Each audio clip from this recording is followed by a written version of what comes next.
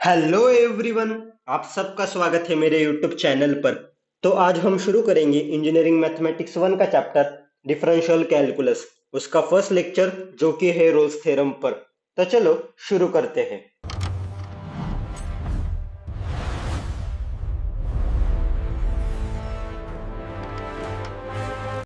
तो basically Rolle's theorem है क्या? अगर मेरे पास यदि कोई function f of x is a real value function है और अगर यह फंक्शन कंटिन्यूअस है close interval a to b में, वैसे ही यह फंक्शन अगर डिफरेंशिएबल है open interval a to b में और a पॉइंट पर और b पॉइंट पर फंक्शन की वैल्यू इक्वल है, मतलब इंटरवल के एंड पॉइंट पर फंक्शन की वैल्यू इक्वल है और ये तीनों कंडीशन सेटिस्फाई होने के बाद हमारे पास एक at least one number c exist करता है open interval a to b में, सच दैट कि f of dash c is equal to zero. मतलब अगर कोई फंक्शन यह तीन कंडीशन सेटिस्फाई करता है तो मिनिमम वन या वन से ज्यादा सी बिलोंग करते हैं open interval a to b में और वो f of dash c is equal to zero यह कंडीशन सेटिस्फाई करते हैं। तो चलो अभी हम ये ग्राफ के थ्रू विजुअलाइज करते हैं। अभी मेरे पास ये y एक्सिस और this is my x axis, okay, y axis and x axis. और यह मेरा एक ग्राफ है और यह ग्राफ मेरा f ऑफ x फंक्शन का है। अभी यह x एक्सिस पे पॉइंट है a और यह दूसरा पॉइंट है b और इसे हम कहेंगे f ऑफ a और इसे कहेंगे हम f ऑफ b। तो आप देख सकते हैं कि f of a is equal to f of b, okay.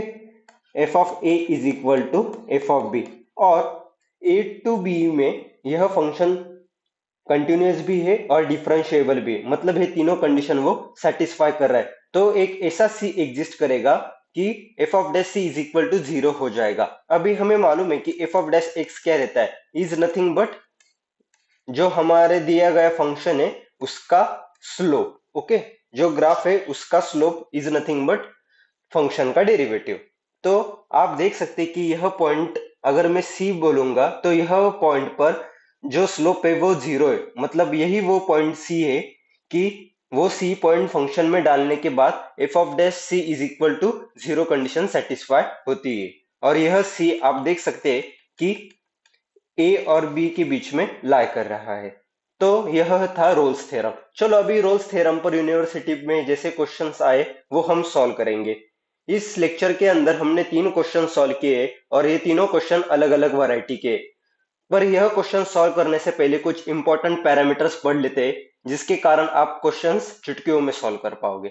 चलो, तो यह इंपॉर्टेंट पैरामीटर्स है। अगर मेरे पास कोई पॉलिनोमियल फंक्शन है या एक्सपोनेंशियल फंक्शन है या ट्रिग्नोमेट्रिक फंक्शन है या लॉगरिथमिक फंक्शन है या रैशनल फंक्शन है, अगर उनका डोमेन की रेंज हमें गिवन दी होगी क्वेश्चन में, तो वह फंक्शन कंटिन्यूअस और डिफरेंशिएबल है। मतलब जैसे पॉलिनोमियल फंक्शन है उसका डोमेन पूरा आर है तो ये पूरा आर इंटरवल में कंटिन्यूअस और डिफरेंशिएबल है, आर माने रियल इंटरवल, ओके। ट्रिग्नोमेट्रिक में जैसे साइन और कॉस है उनका डोमेन भी पूरा आर है तो यह पूरे आर में कंटिन्यूअस और डिफरेंशिएबल है। जो लॉगरिथमिक फंक्शन है अगर उसका जो डोमेन है यह x अगर ग्रेटर देन जीरो होगा तो यह फंक्शन भी कंटिन्यूअस और डिफरेंशिएबल है। और एक्सपोनेंशियल फंक्शन भी e to the power x, यह भी ऑल वैल्यूज ऑफ x पर कंटिन्यूअस और डिफरेंशिएबल है। तो यह कुछ पैरामीटर्स हमने पढ़ लिए जिसके कारण हम अभी आसानी से क्वेश्चन सॉल्व कर पाएंगे, ओके। तो चलो हम अपना फर्स्ट क्वेश्चन सॉल्व करते हैं। अभी क्वेश्चन आपको कैसे दिया जाएगा कि verify Rolle's theorem for the function और उसका इंटरवल दिया जाएगा। अभी हम लिखेंगे गिवन जो हमारा एफ ऑफ एक्स है जो कि है 2x³ plus x square minus 4x minus 2 और इसका इंटरवल क्या है, ऑन इंटरवल -√2 से 2 तक। ओके, तो यह हो गई मेरी ए की वैल्यू, ये हो गई मेरी बी की वैल्यू। ओके, तो अभी फर्स्ट स्टेटमेंट हम लिखेंगे, जैसे हमने इंपॉर्टेंट पैरामीटर्स पढ़े उससे उससे हम डायरेक्टली लिख सकते हैं कि f of x is continuous on -√2 से √2 तक क्लोज इंटरवल। ओके, वैसे ही हम लिख सकेंगे f of x is a differentiable on close interval -√2 से √2 तक। ओके, अभी हम थर्ड कंडीशन के ओर जाएंगे जो कि है f of a is equal to f of b। तो सिंपली हमारा f ऑफ x क्या है? हमारा f ऑफ x है 2x³ plus x square -4x -2। तो अब हम प्लेस करेंगे place x is equal to -√2। Okay, simply place करेंगे x इज इक्वल टू -√2। तो हमारा f ऑफ -√2 क्या हो जाएगा? 2 इंटू -√2 का होल क्यूब प्लस -√2 का होल स्क्वायर -4 इंटू -√2 -2। तो ये क्या हो गया? -4 इंटू √2। ओके, यह 2 और ये पॉजिटिव 4√2 और -2। तो इसकी वैल्यू हो गई 0 के बराबर। वैसे ही अभी हम √2 के लिए निकालेंगे वैल्यू। ओके, तो फॉर f ऑफ √2, तो 2 इंटू √2 का होल क्यूब प्लस √2 का होल ब्रैकेट स्क्वायर -4 इंटू √2 -2। तो ये हो जाएगा मेरे पास 4√2 प्लस 2 -4√2 -2 और 0। तो देखिए कि जो हमारी थर्ड कंडीशन है f of a is equal to f of b, वो भी सेटिस्फाई हो गई है। तो हम लिख पा रहे हैं कि f of -√2 is equal to f of √2। Okay, तो अभी यह तीनों कंडीशन सेटिस्फाई होने के कारण अभी हम लिख सकते हैं कि all conditions are satisfy, so by Rolle's theorem हम लिख पाएंगे कि C बिलोंग करेगा A टू B में सच दैट कि f of dash C is equal to 0 हो जाएगा। तो अभी हमें C की वैल्यू निकालनी, तो इधर हम देख पा रहे हैं कि हमारे पास फंक्शन का डेरिवेटिव है। तो चलो हम फंक्शन का डेरिवेटिव निकालते हैं। हमारा फंक्शन क्या है? f ऑफ x है हमारा 2 into x³, okay, plus x square -4x -2। तो अभी हम फंक्शन का डेरिवेटिव लेंगे f ऑफ डैश x, तो यह हो जाएगा 6x² प्लस 2x -4। अभी इस फंक्शन को हम 2 से डिवाइड करेंगे तो यह हो जाएगा 3x² प्लस x -2। ओके, तो अभी हमें f ऑफ डैश c की वैल्यू निकालनी, तो सिंपली प्लेस करेंगे place x is equal to c। तो f of dash c is equal to 3c² plus c -2। और अभी हमारे पास कंडीशन क्या दी गई है? हमारे पास कंडीशन दी गई है, हमारे पास कंडीशन दी गई है कि f of dash c is equal to 0। तो 3c² plus c -2 is equal to 0। अभी हमें मालूम कि क्वाड्रेटिक इक्वेशन कैसे सॉल्व करते हैं। इन दोनों का प्रोडक्ट है -6। ओके, तो यह -6 के रूट्स कैसे रहेंगे जिनकी एडिशन +1 आए? तो हमें मालूम है कि +3 और -2 से इनका मल्टीप्लीकेशन -6 आएगा और उनका एडिशन +1 आएगा।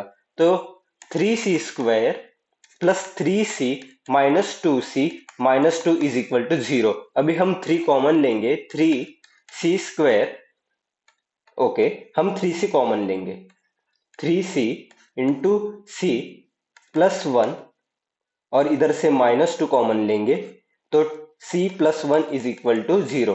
तो एक ब्रैकेट हो जाएगा 3c -2 into c plus 1 is equal to 0। Okay, तो 3c -2 इज इक्वल टू 0 और c plus 1 is equal to 0। तो इधर से मुझे 3c की वैल्यू मिली 2 और c की वैल्यू मिल गई 2/3। और c is equal to -1। Okay, यह हमारे c के मेन वैल्यू है, यह हमारे c के मेन वैल्यूज है। ओके,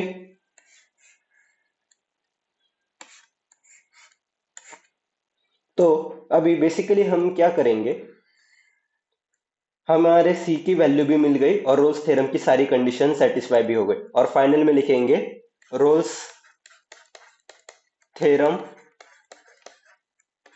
सक्सेसफुली वेरीफाइड एंड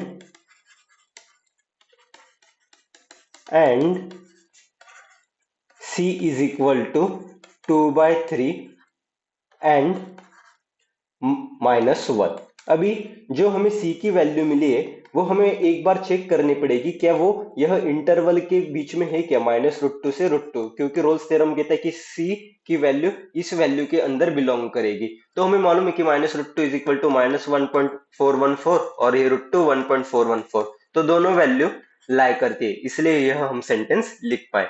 तो इस प्रकार से हमने फर्स्ट क्वेश्चन सॉल्व किया है। तो चलो सेकेंड क्वेश्चन सॉल्व करते हैं।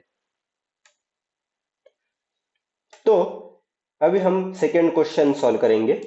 सॉल्यूशन, अभी आप देख पा रहे कि इधर फंक्शन के अंदर sin x है और e⁻x है। जैसे मैंने आपको प्रॉपर्टी बताई कि ये फंक्शन कंटिन्यूअस डिफरेंशिएबल है, यह भी कंटिन्यूअस और डिफरेंशिएबल है, तो sin x अपॉन e⁻x यह भी फंक्शन कंटिन्यूअस और एंड डिफरेंशिएबल है।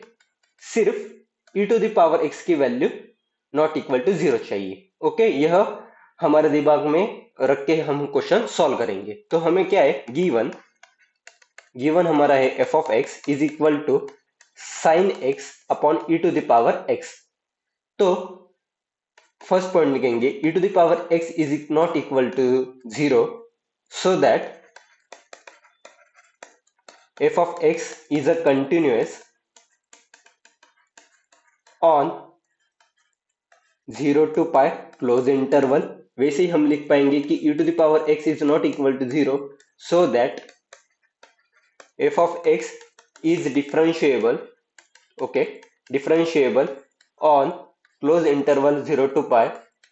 अभी हम थर्ड कंडीशन चेक करेंगे, क्या f of a is equal to f of b है क्या। तो हियर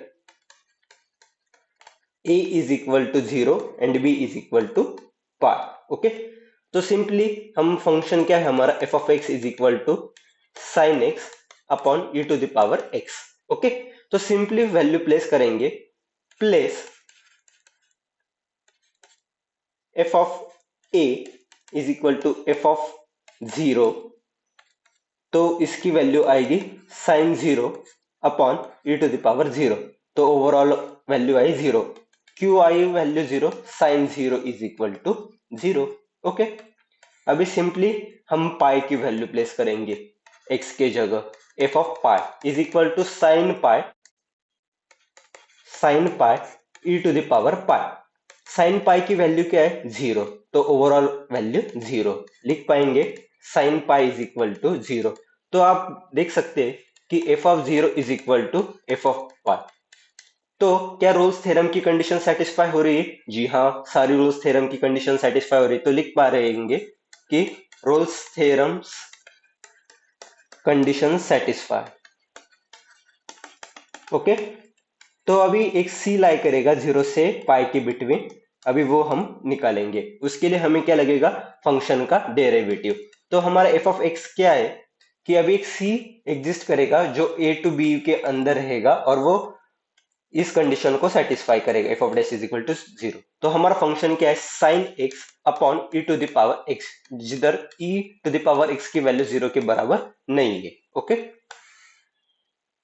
अभी आपको डेरिवेटिव का तो यह रूल मालूम ही होगा, u बाई वी, जो कि है अगर इसका मैं डेरिवेटिव लेता हूं तो वो आता है u का derivative into v minus u v का डेरिवेटिव अपॉन वी स्क्वायर। तो चलो अभी इस फंक्शन का डेरिवेटिव हम लेंगे, f of dash x is equal to जो आएगा cos x into e⁻x minus sine x और e⁻x का डेरिवेटिव e⁻x और इसका होल ब्रैकेट स्क्वायर।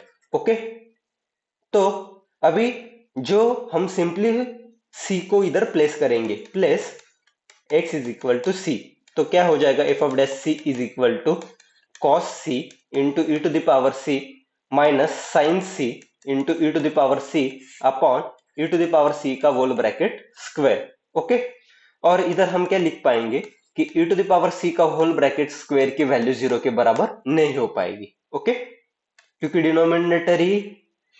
डिनोमिनेटर ही हमें क्या चाहिए, इज नॉट इक्वल टू 0, क्योंकि ये रियल वैल्यू फंक्शन है। तो इससे हमें क्या कंडीशन मिली, इससे हमें कंडीशन मिलेगी कि f of dash c is equal to 0, मतलब cos c into e to the power c minus sine c into e to the power c upon e to the power c का whole bracket square is equal to 0। Okay, तो जैसे मैंने आपको बताया कि e to the power c का whole bracket square is not equal to 0, तो इधर से हमारे पास कंडीशन क्या बचती है, फिर इससे हमारे पास कंडीशन मिलती है cos c into e to the power c minus sine c into e to the power c is equal to 0। अभी e to the power c को कॉमन लेंगे और cos c minus sine c is equal to 0। अभी इधर से क्या condition है, e to the power c is equal to 0 और cos c minus sine c is equal to 0। अभी यह कंडीशन नहीं चलेगी, क्यों, क्योंकि e to the power c का whole bracket square not equal to 0, तो यह कंडीशन नहीं चलेगी। अभी इधर से क्या मिलेगा, cos c is equal to sine c. अभी हमारा जो पीरियड है वो 0 से पाए के बीच में, आपको मालूम ही होगा कि 0 से पाए तक मतलब कौन कौन सी वैल्यू आती है, 0, फिर π/4, π/2 और 3π/2 एंड पाई। तो आपको मालूम ही कि π/2 तक ऑल ट्रिग्नोमेट्रिक फंक्शन पॉजिटिव रहते हैं, पर उसके बाद जो सेकंड क्वाड्रेंट है उसमें सिर्फ साइन पॉजिटिव रहेगा। तो जो हमें वैल्यू मिलेगी वो 0 से π/2 के बीच में ही मिलेगी, और ऐसी एक ही वैल्यू है π/4 जिस पर यह दोनों वैल्यू इक्वल होते हैं, क्योंकि साइन π/4 क्या रहता है, साइन π/4 रहता है हमारे पास 1/√2, और cos π/4 क्या रहता है, cos π/4 भी हमारे पास रहता है 1/√2। तो इधर से हम डायरेक्टली लिख पाएंगे, क्या लिख पाएंगे कि c इज इक्वल टू π/4, क्योंकि π/4 इस इंटरवल के बीच में भी लाई करता है, क्योंकि जो c की वैल्यू है वो a एंड b के बीच में चाहिए। क्या π/4 0 एंड पाई के बीच में, जी हाँ है, तो c इज इक्वल टू π/4। तो फाइनल आंसर हम लिख पाएंगे कि Rolle's theorem successfully verified and successfully verified and c is equal to π/4 which belongs in open interval 0 to pi. Okay, चलो, तो इस प्रकार से हमने यह एक ट्रिग्नोमेट्रिक एंड एक्सपोनेंशियल फंक्शन से रिलेटेड एक क्वेश्चन सॉल्व किया। तो अभी इस क्वेश्चन का डिफिकल्ट जो क्वेश्चन है वो सॉल्व करेंगे इस सीरीज का।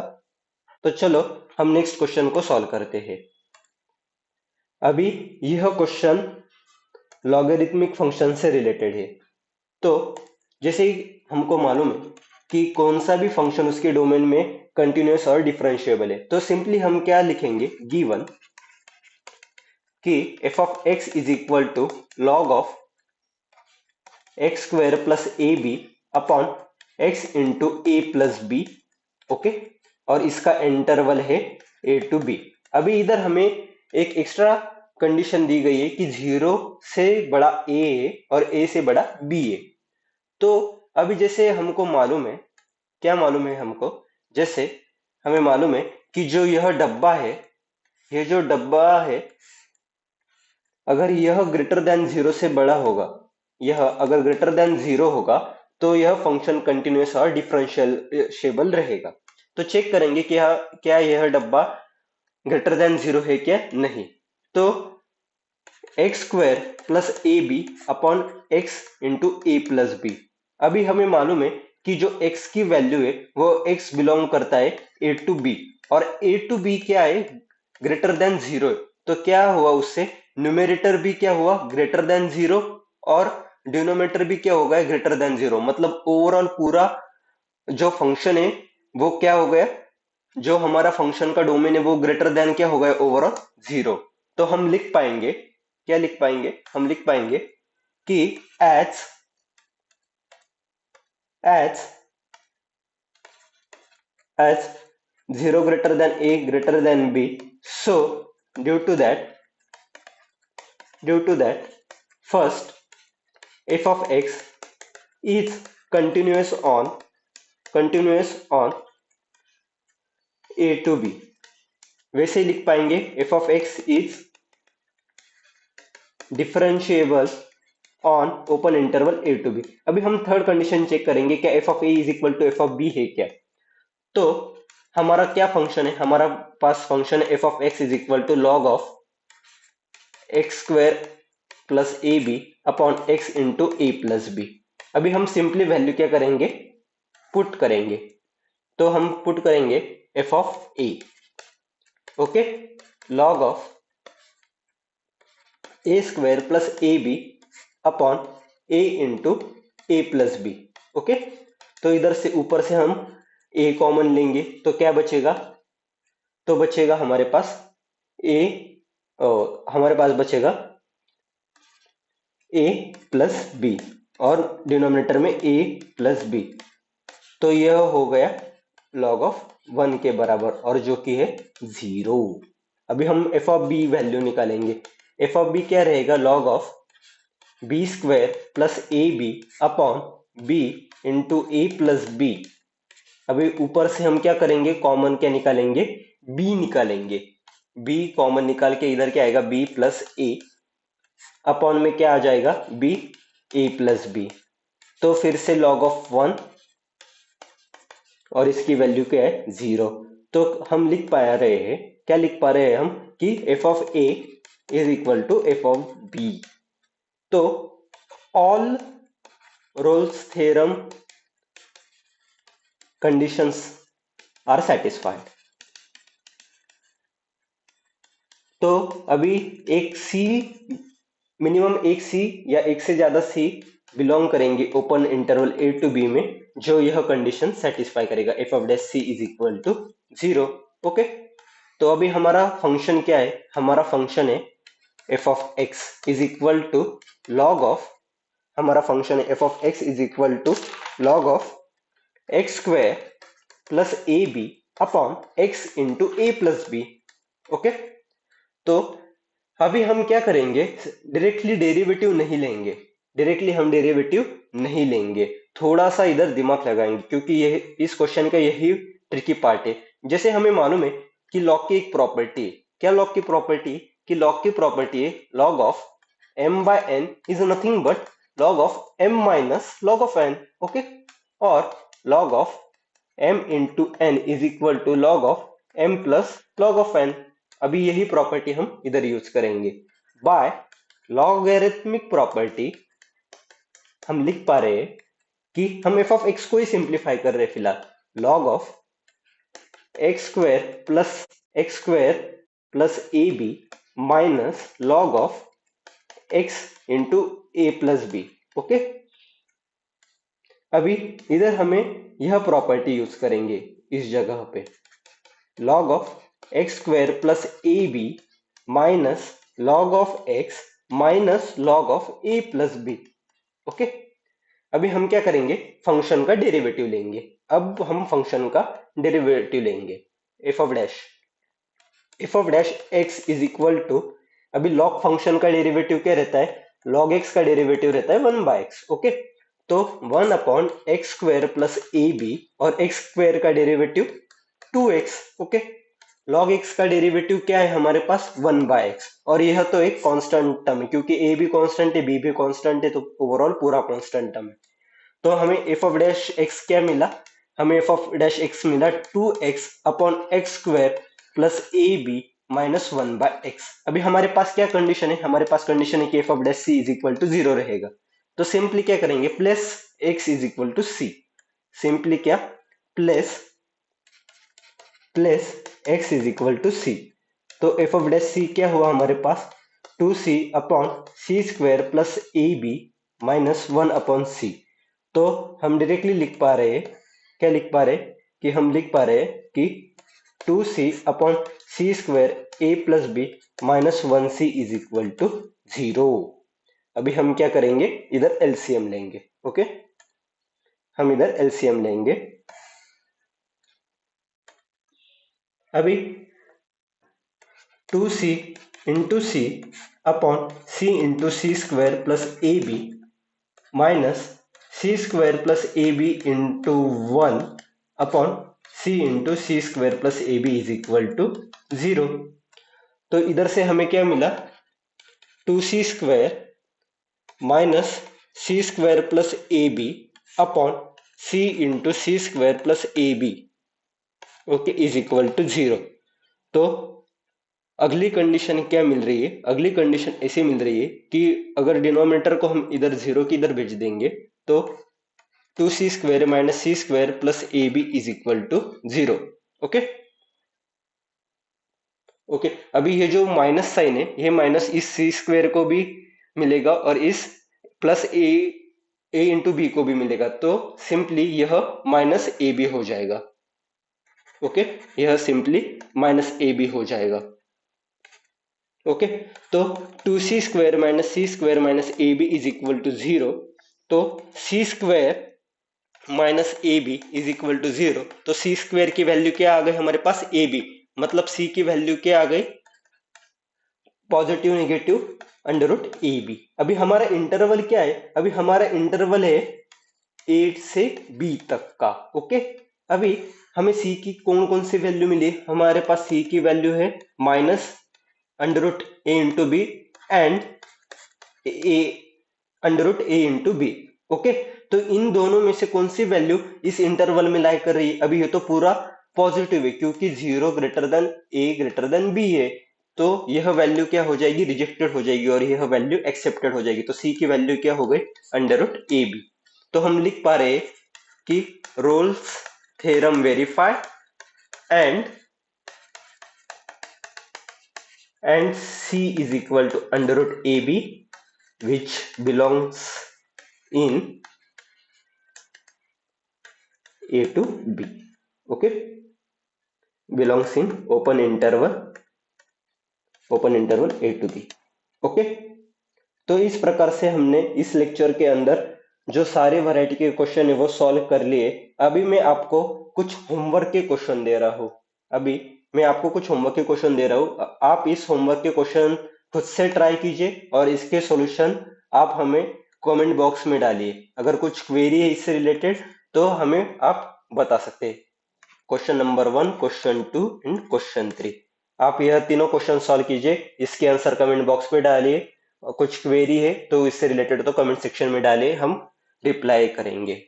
ओके, अगर आपको लेक्चर पसंद आया तो लेक्चर को लाइक कीजिए, अपने दोस्तों को लेक्चर शेयर कीजिए। लेक्चर से रिलेटेड क्वेरी होगी या लेक्चर आपको कैसे लगा इसके बारे में कमेंट सेक्शन में कमेंट ड्रॉप करिए और चैनल को सब्सक्राइब करना मत भूलिए। Thank you.